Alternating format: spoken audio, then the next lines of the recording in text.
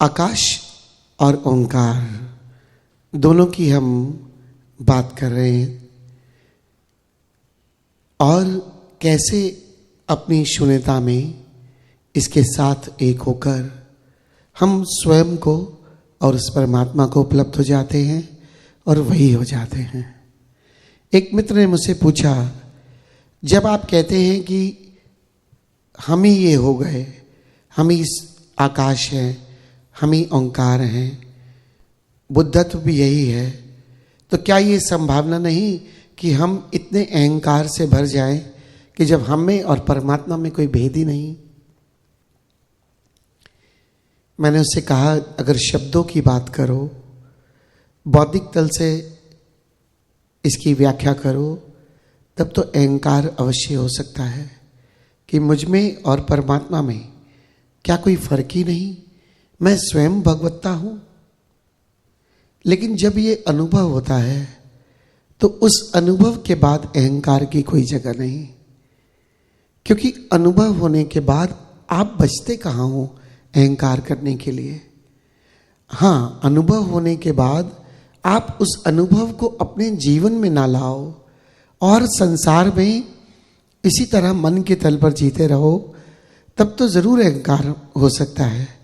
लेकिन अगर ध्यान का ये जो अनुभव है अगर हमारे जीवन का हिस्सा बन जाए, तब इसकी अहंकार की कोई संभावना नहीं, क्योंकि अहंकार करने के लिए तो मैं चाहिए, और जब अगर मैं नहीं हूं तो फिर हो कौन? फिर तो वही है, और जब वही है तो अहंकार करेगा किससे और अहंकार होगा कहां पर? इसलिए मैं अक्सर कहता हूं कि ध्यान के अनुभवों को जीवन में लाना बहुत जरूरी है। अगर वो जीवन का हिस्सा नहीं बनेंगे तो एक्सीडेंट होने की संभावना पूरी है, क्योंकि आपने किसी विधियों के माध्यम से या विज्ञान भैरव तंत्र की विधियों के माध्यम से वो ऊंचाई उस समय तो छू ली, लेकिन बाहर आकर आप फिर मन के तल पर जीने लगोगे तो अहंकार पहले से भी प्रगाढ़ हो जाएगा। क्यों? क्योंकि आप अब अपने आप को अनुभव कर चुके हो, उसका स्मरण है, लेकिन उसकी सुवास आपके जीवन में नहीं है। आप जी रहे हो मन के तल पर, लेकिन उसके स्मरण से और ज्यादा अहंकारी हो जाओगे। इसलिए अक्सर कहा है संतों ने, साधक का अहंकार अगर प्रखर हो जाए, पराकाष्ठा पर पहुंच जाए, तो एक आम आदमी के अहंकार से भी कहीं ज्यादा हो जाता है। क्योंकि एक आम आदमी तो ये जानता है कि वो सब चीजों से लिप्त है, लेकिन साधक क्योंकि वो चोला ओढ़ लेता है जिसमें वो ध्यान कर रहा है तो अपने आप को ध्यानी मान रहा है, आंख बंद करके बैठा है चाहे बगले की तरह ही, तो ये सोचता है कि पता नहीं मेरे भीतर मुझे क्या प्राप्त हो गया।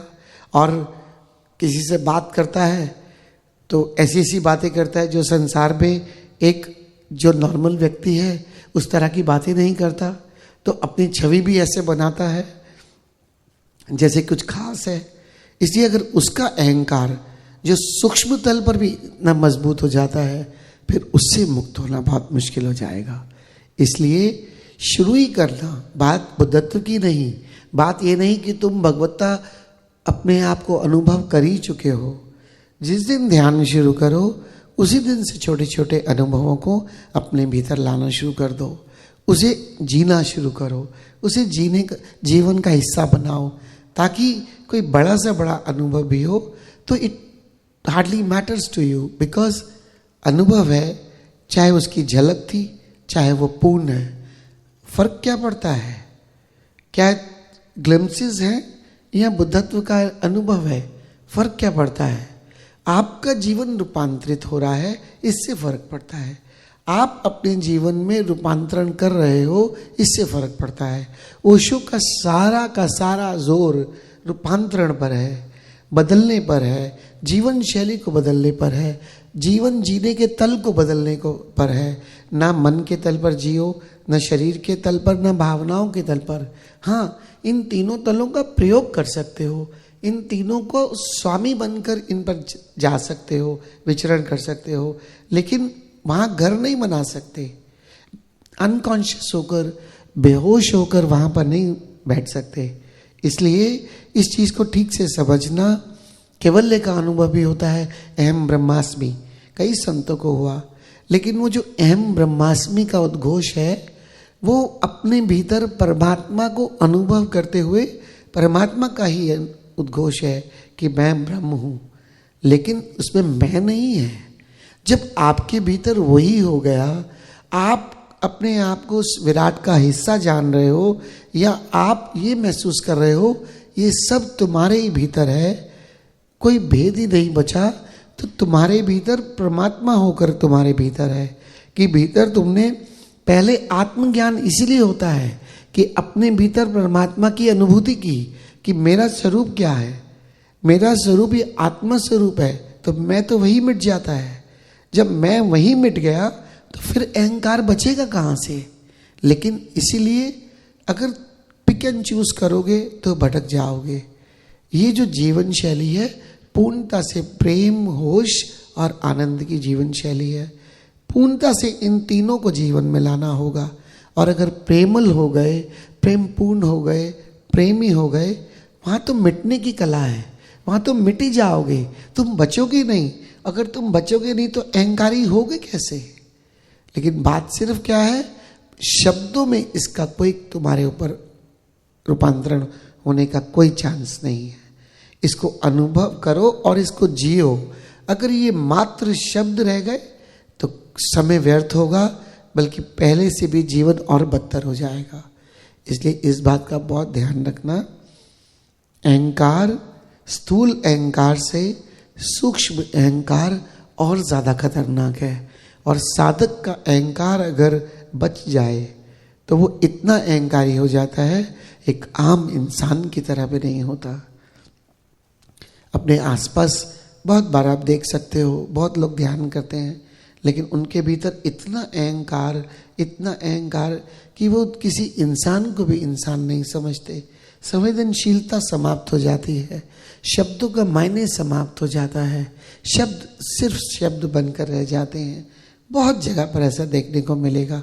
लेकिन जब भी ऐसा देखने को मिले तो सिर्फ परमात्मा से अहोभाव से भर जाना और इतनी प्रार्थना करना कि मुझ पर कृपा करना कि कम से कम मैं इससे बचा रहा हूँ।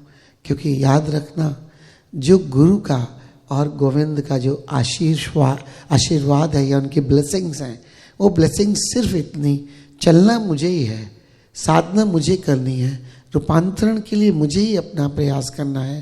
लेकिन बस आप इतनी ब्लेसिंग्स देते चले जाओ, इतना प्रेम बरसाते चले जाओ कि मैं इस काबिल हो सकूं कि इस पर चल सकूं, होश से भर सकूं, ताकि मैं इससे बच सकूं। इसलिए इस अहंकार से बड़ी कोई बीमारी नहीं। और याद रखना, ओशो ने एक जगह कहा है, तुम्हारे और तुम्हारे परमात्मा के भीतर अगर कोई बाधा है तो सिर्फ मैं की। अगर ये मैं मिट जाए तो जो बचेगा वो परमात्मा ही बचेगा। फिर तुम्हें ये कहने या सोचने की ज़रूरत नहीं कि तुम भगवत्ता ही हो या तुम्हारे भीतर वो भगवत्ता है। वो बचेगी वही, उसके सिवा कुछ और होगा ही नहीं। तो क्यों फिर परवाह करनी। बस अनुभव करो स्वयं की शून्यता का, अनुभव करो अपने होने का कि मैं हूँ क्या। मन नहीं हूँ, अहंकार नहीं हूँ, मैं नहीं हूँ, बस मेरा होना बस शून्य है।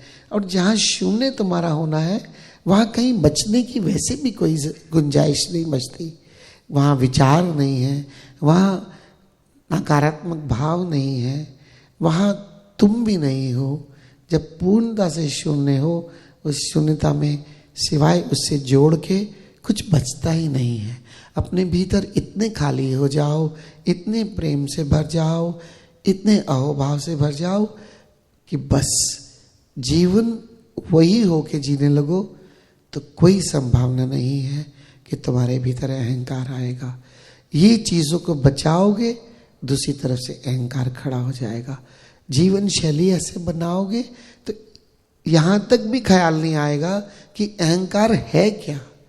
खाली इतना ही नहीं कि अहंकार से बचना है, वो अहंकार होता क्या है इससे भी शून्य हो जाओगे, क्योंकि उसकी कोई जगह ही नहीं है कि वो बच सके। और प्रेम, प्रेम और प्रेम, यही तुम्हारी जीवन शैली हो जाए।